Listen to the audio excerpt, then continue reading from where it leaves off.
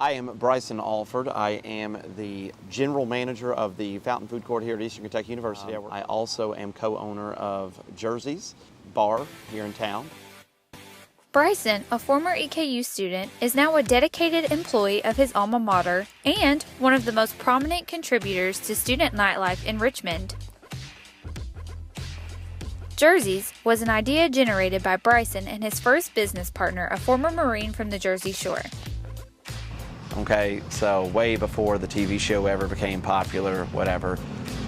He was from Tom's River, and he came to me one day and said, I want to open a bar. Are you in? And I said, well, you know I am. One day he comes up with this bright idea. I need to go home. I want you to come with me, and I want to show you what the bar scene is like on the Jersey shores.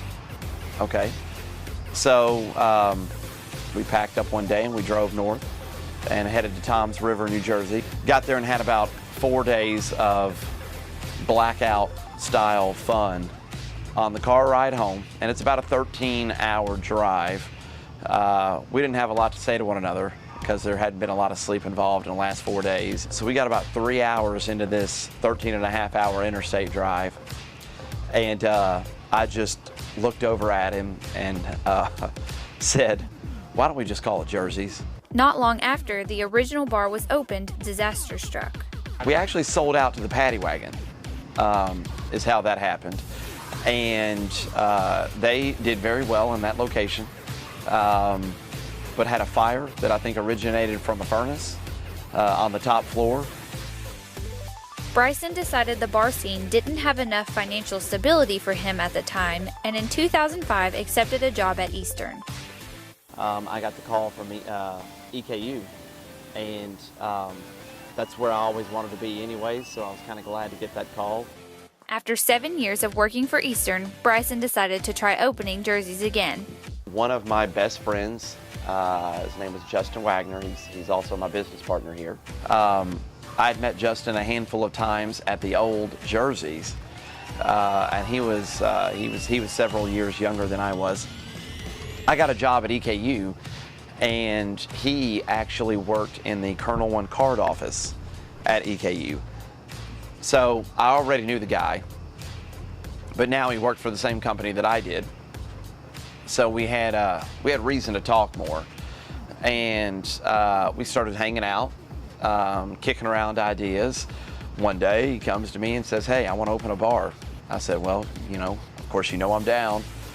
We knew who we wanted here. We wanted to be a college bar, okay, because nobody in town was marketing directly to college kids, only to college kids. Being geared towards college students came with its challenges. Bryson came up with the Dollar Bomb, or the Jersey Bomb, a cheap and creative way to generate revenue while keeping drinks affordable. I had created this drink called the Jersey Bomb from the first Jerzees, and we used to sell them for $2.50 back then, but we didn't have the convenient little cups now. They didn't make them then. One thing that sets us apart from any other business in town is that we market solely to college kids that are working off of a budget. Despite working two seemingly different jobs, Bryson finds that the duties between them are very similar. They carry over to each other. It's all the same thing. It's just I don't serve food here, and I basically only serve food there. But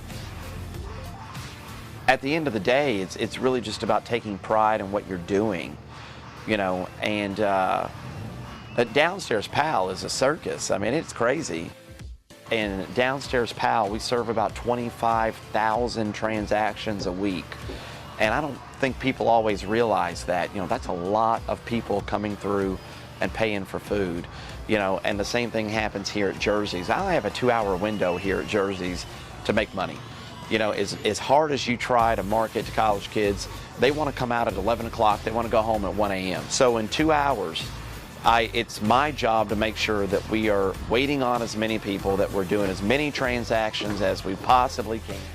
Bryson has some big plans for Jerzees in the upcoming months, including adding a second tier to the deck, allowing fraternities and sororities access to the bar to raise money for their philanthropies, and partnering with local restaurants like Apollo's Pizza and Dale's Hot Dog Stand to serve food from the bar to prevent students from walking or driving drunk to find food.